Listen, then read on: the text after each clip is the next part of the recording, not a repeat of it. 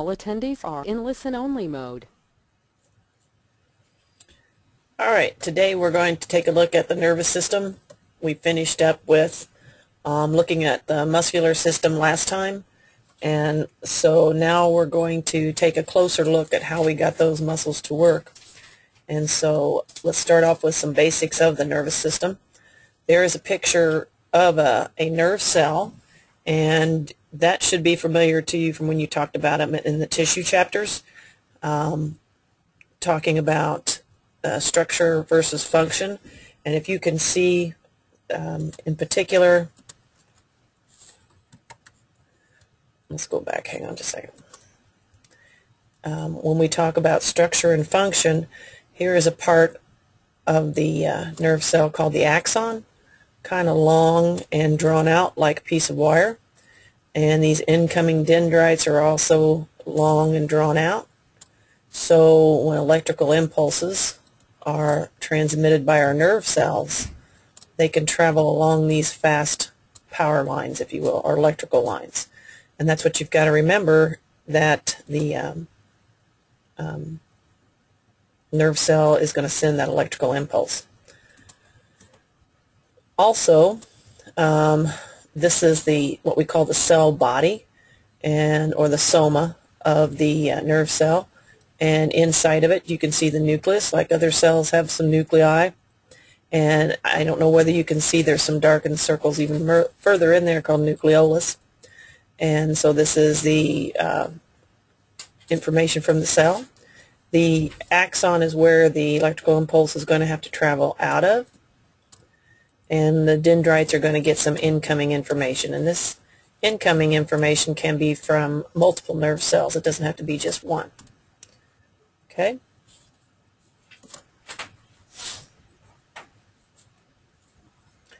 Then let's go back to, let's erase this here. And then we'll move on to the next slide. Now we're into, excuse me, whole nerve structure, not just the dendrites and the cell body. This is also showing you on farther down from the axon, and so we know that the axon is going to innervate or get information to yet another nerve cell, or even those muscle cells that we talked about before. Now you'll see myelin, which is a protein, lipid, fatty material that acts like an insulation, kind of like the insulation on electrical wires that we know of. And this is going to actually help nerve impulses travel faster. And if it's a larger in diameter, it'll work better for people and faster for the impulse to travel down. Now, one thing that people tend to have problems with, neurological disorders, they may not produce that myelin to the extent that they need to. Then at the end of the axon, we have what we call synaptic knobs. This is called the axon terminal down here because this is the end of it. So it terminates basically. And so this, like I said, is what's going to go on to another nerve cell or a muscle cell. These cells with the myelin, if we're talking about a peripheral nerve cell, we're going to talk about or call them Schwann cells. If we're talking about central nervous tissue with some myelin, then we're talking about oligodendrocytes. So let's take a closer look here at some of the descriptions that we've already had. We talk about nerve cells having some same basic structures, but they do vary in length, for example, and in size. It also depends on, the axons and the dendrites there as well. When we look at the nervous system itself, we want to split it into two main categories. That central nervous system, which includes the brain and the spinal cord, but then everything else is out in the periphery from there. So the cranial nerves coming out, although we consider cranial nerves brain, we don't consider that part of the central nervous system. Those nerves coming out of the brain are peripheral, and also as well as spinal nerves. We'll make a flow chart here in a minute to put this all together. Then, when we talk about axons and myelination, like we said, that's going to help speed up the impulses. And so when we use that term white matter, that's where we've got some myelination occurring.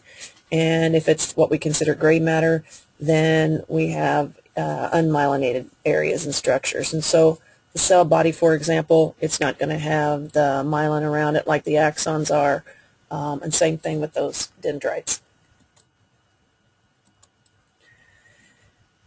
Basic functions of the nervous system. We've got three basic areas that we need to keep in mind. One is taking care of incoming information, so we call that sensory. That information is carried to the spinal cord, the brain.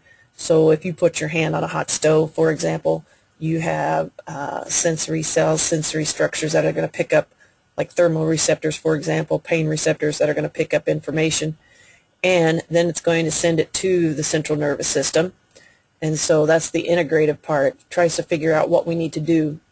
And so, you know, that's where we get our pain. You know, it'll also bring back memories of things that we know that, hey, this is hot. We need to take our hands off. And then the third basic function is motor, and that's basically the response to those sensory incoming information after it's been integrated. So we decide to take our hand off the hot stove. That's because of the motor function that's coming back out and telling us to do that. So in the peripheral nervous system, we have what we call the somatic division, which that takes care of impulses for skeletal muscles. Autonomic, then, just think of automatically things that you don't have to think about doing. So for example, the heartbeat, so cardiac muscle, the smooth muscles, and the glands.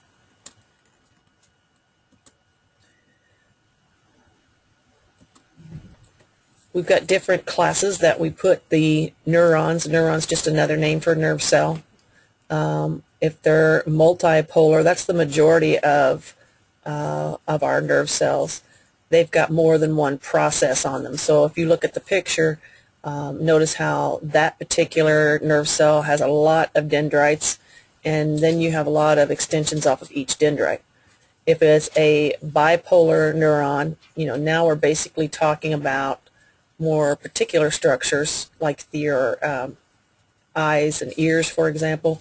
Bi means two, so we're basically looking at one big axon versus one big dendrite. And then the unipolar, that uni means one, we're talking about, it looks like as if that axon and dendrite are one structure, they're one process. And so we get a lot of this with the sensory areas of the peripheral nervous system. When we talk about the incoming and outgoing, so you want to think of sensory as afferent, meaning taking information to the central nervous system. So it's sensory, so if those pictures from the page before or the slide before, you notice that most of those are going to be those unipolar. Some of them are bipolar, like in the eyes and the nose and the ears, but most of those incoming sensory neurons are unipolar. And so they're going to bring information into the interneurons, and those are going to be found within the central nervous system, and that's where the integration goes on. And a lot of those are multipolar. That's most of them, the most common.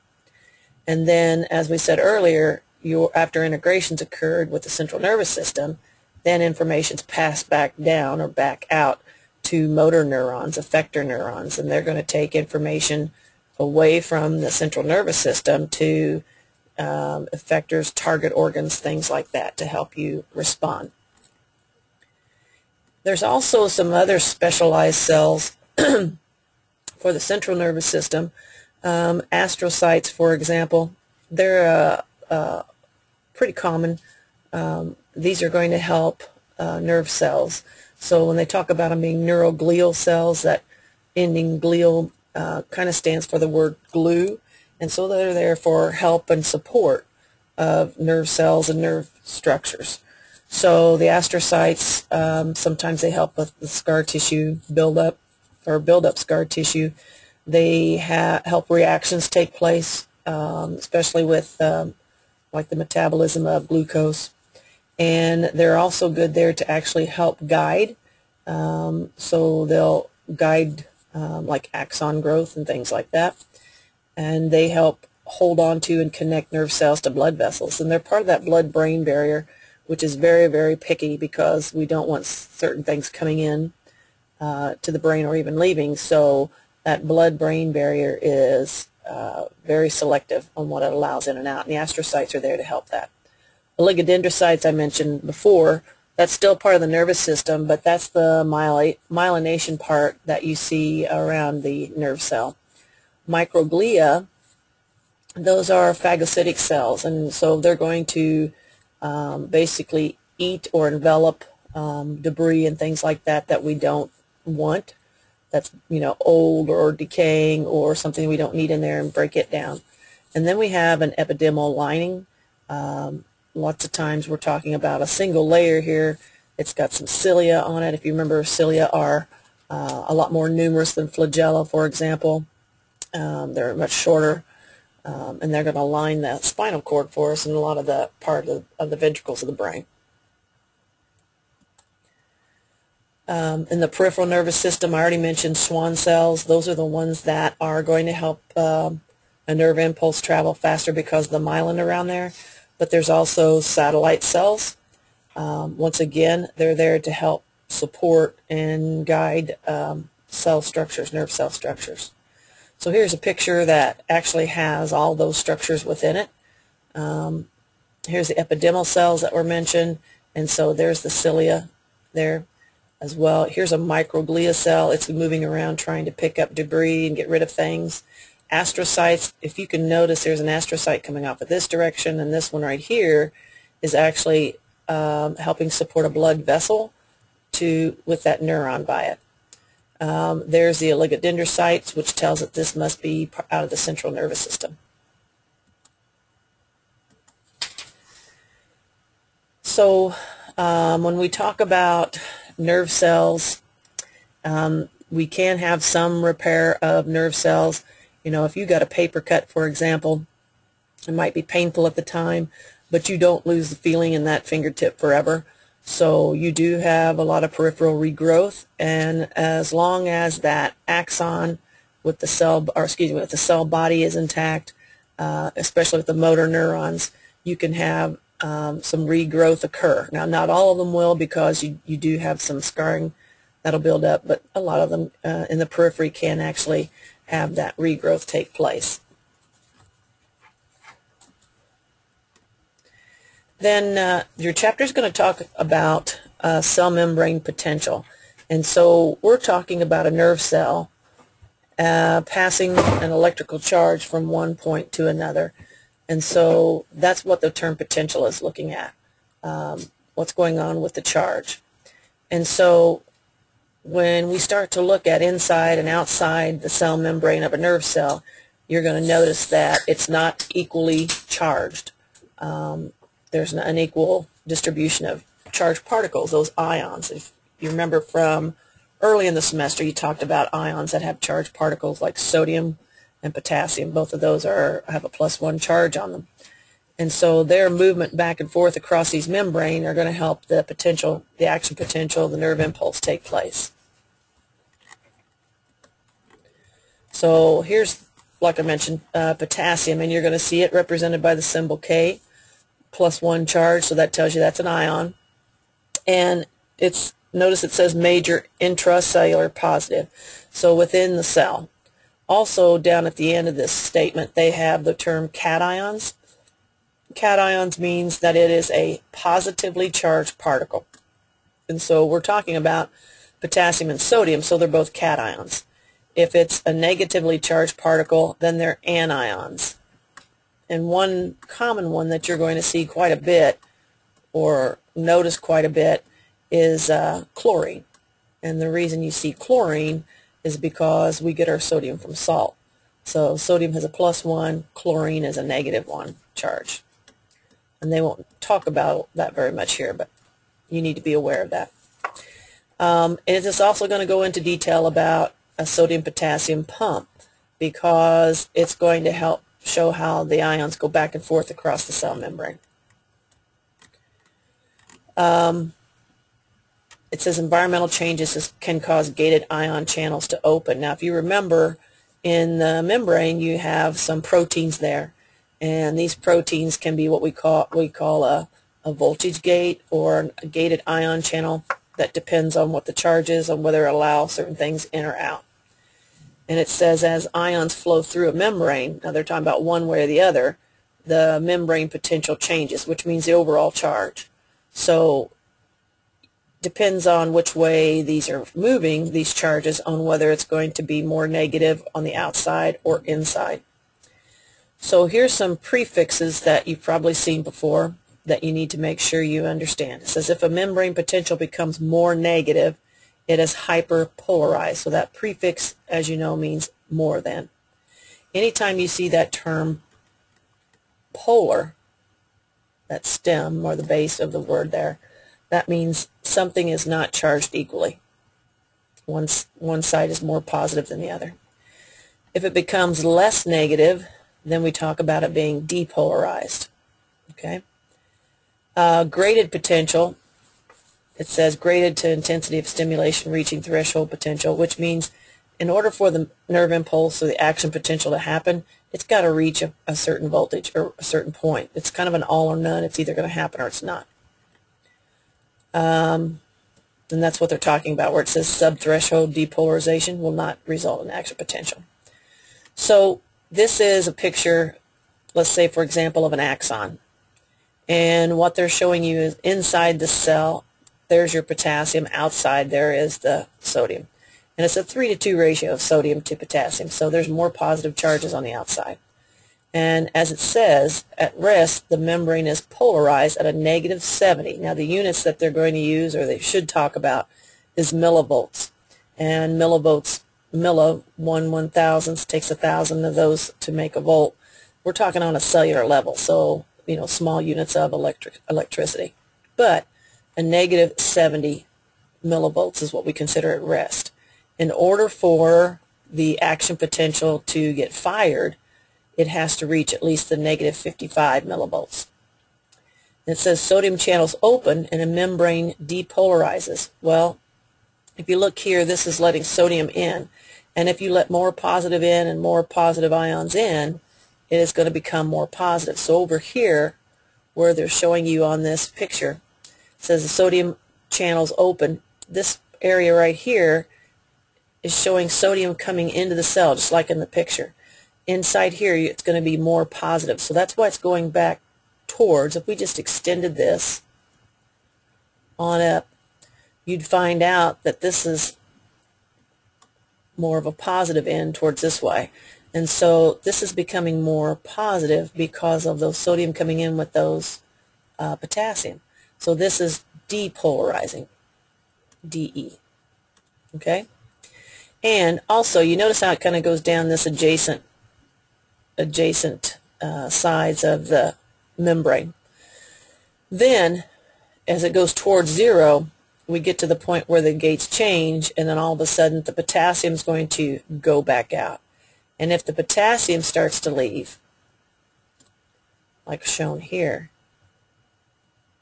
we're going to have more of these positive ions leaving. I mean, the sodium may stay in there, but the potassium's leaving. It's going to become more negative in here. And so this is the part that they call repolarizing, because it's going back towards being more negative like it was before. And then we have this little brief area of hyperpolarization, which goes past that -70 point down to about -90. And that happens all the way down that axon, those different voltage changes.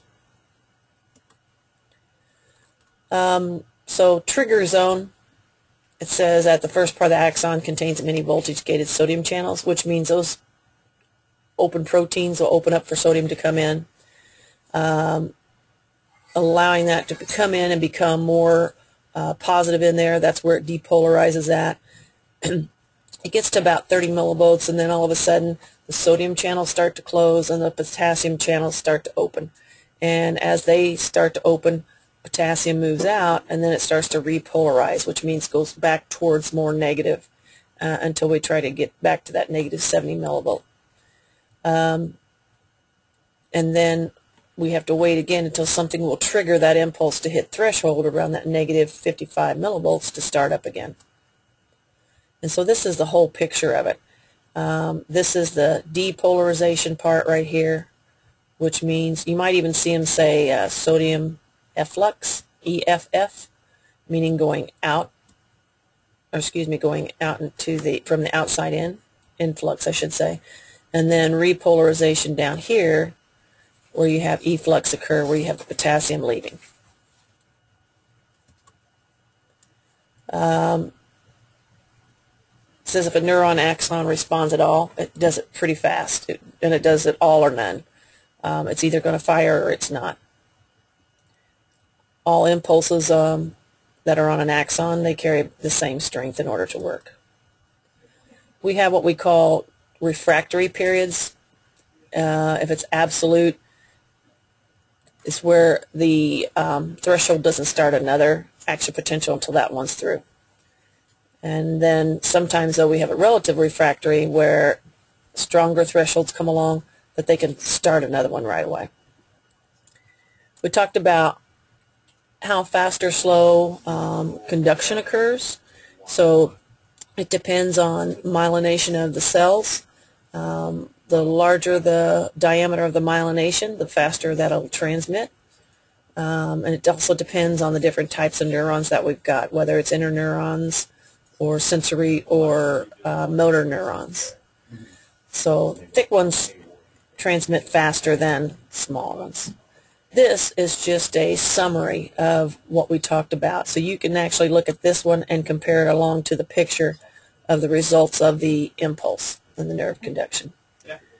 Sometimes our axons can actually be excitatory or they can be inhibitory, which means they can fire up other nerve cells or cause some of those to be inhibited or not work at all, shut them down basically. These are more graded potentials, which means they're kind of like if you threw a rock into a pond and you had a big ripple effect at the beginning and then it kind of fades out. That's kind of what these tend to do sometimes. And so some of these potentials can actually help fire up action potentials later on. Excitatory and inhibitory can be gone through what we call temporal or spatial summation, meaning if they come along fast enough, they can cause basically fall upon each other and cause a bigger impulse to happen faster. So usually they're summing those potentials to actually trigger a response. And so in this picture you can see multiple axons coming in, and these are usually from multiple nerve cells. Some of these, like I said, can be excitatory and some of them can be inhibitory, just depending on what type of cells we're looking at. Now, we have neurotransmitters that are going to actually help this impulse along. There's around 50 neurotransmitters. The ones that they'll probably talk the most about are listed here on this table. Acetylcholine's mentioned quite a bit. It's pretty active in central nervous system and the peripheral nervous system because of getting your skeletal muscles to work. When we looked at the sliding filament mechanism before, we talked about how acetylcholine was released as a neurotransmitter. So that at the neuromuscular junction actually can get the muscle to contract or stimulate contraction. The norepinephrine, dopamine, things like that, serotonin, those are ones that create a lot of inhibitory or excitatory responses. So here's looking at specifically how a neurotransmitter gets released. So an action potential goes along the axon, gets down there near the terminal bud at the synaptic cleft area, and calcium actually comes into that membrane. And once the calcium comes in, the vesicles that are carrying that particular neurotransmitter, a lot of times, like I said, acetylcholine, those vesicles will do exocytosis. They'll go to the end of the membrane and be released out, and they'll get it into the synaptic cleft and trigger the response that they need to trigger. This is looking at neuropeptides. Notice it's got the prefix neuro for nerve. Peptides telling you that we're looking at usually some small amino acid chains bonded by peptide bonds, and sometimes they're there for neurotransmission. They can also modulate, which means alter a nerve response. They can block a neurotransmitter. And here's some examples of neuropeptides: the endorphin beta and the enkephalins. You might want to think of nerves and their impulses that their axons carry as either converging or diverging. So you could think about getting on a highway and off a highway type of thing, because as I mentioned earlier, some of these nerve cells, they get input from more than one nerve cell. And here again, they can all be excitatory or inhibitory or combination of both. So the incoming is different types of sensory receptors, and that's going to allow like the central nervous system to do the integration part. What do we need to do? How do we need to respond before it sends it out to the motor neurons? So you see actually 3 nerve cells, but 2 basically converging to the one. Or we can have divergence occur, and in this case you see this one nerve cell with its axon terminal buds going off to 2 different nerve cells. Okay, so we can actually have one nerve cell getting information to another one, and that actually helps amplify our need for like muscle contraction, especially with motor units. Okay, one thing that I want to go to is, let's see,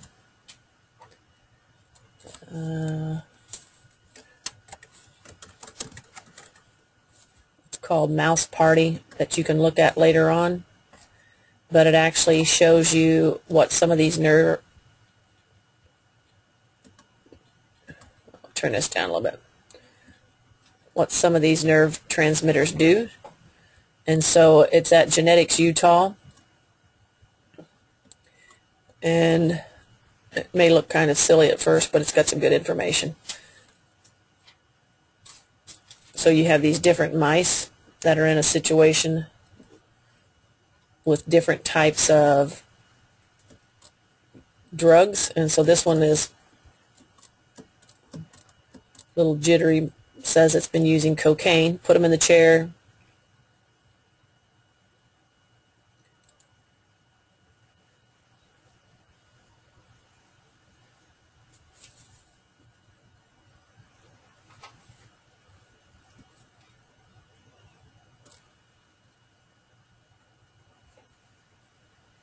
And so what's nice about this, it's got the audio, but then it pauses to show you which neurotransmitter they're talking about. So this one's talking about dopamine.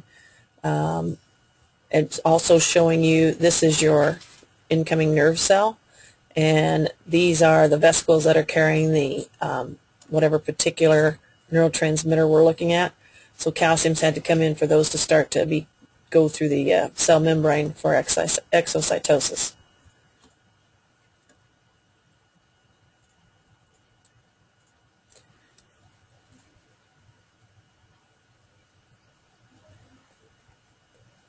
So it's going to talk about with these different types of drugs, how they either mimic or block some of these receptors and cause us problems.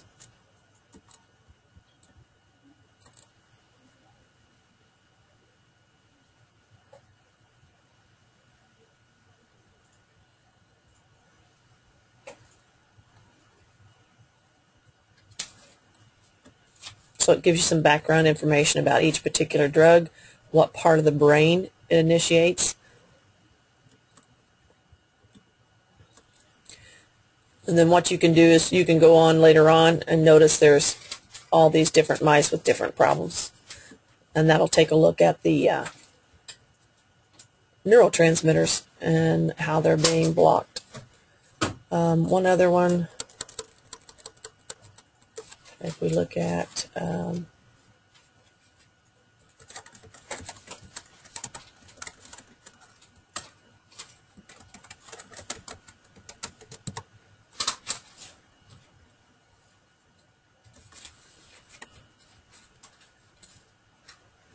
This is one that we looked at part of before, and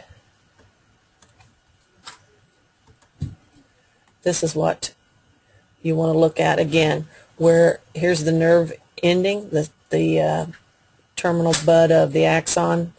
There is the acetylcholine in those vesicles, and you have to have the calcium come in to the membrane, be permeable to that, and causes those vesicles to carry the go to the membrane end for exocytosis to release that neurotransmitter. So take a look at that as well. Then you can also do images.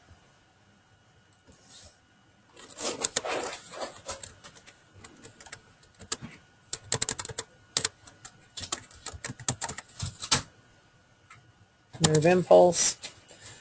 You're going to have, again, pictures of the nerve cell itself, but it'll also show you the different ways to notice how that potential moves down that axon, like we looked at before. And it'll also show you a good area for repolarization, depolarization, and hyperpolarization. And another good place to go to, let's get this one closed out.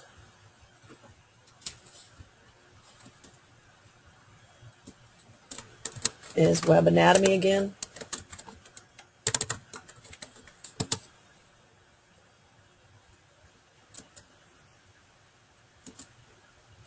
Where you can do the self-tests. So you do have one also on the nervous system like you had last week, and you can take a look at labeling a nerve cell. This has got a real short list to it, only 4 things to label there.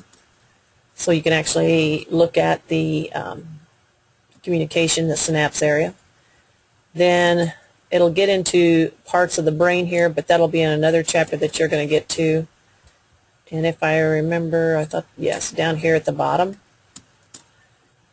This one would be quite helpful for this chapter, where you actually take a look at what's going on with an action potential again, and pick and choose whether you're going to have sodium coming in, potassium going out, whether it's depolarization, repolarization, and so forth. So take a good look at that. All right. That's all we have for today, and we will continue the nervous system same time next week.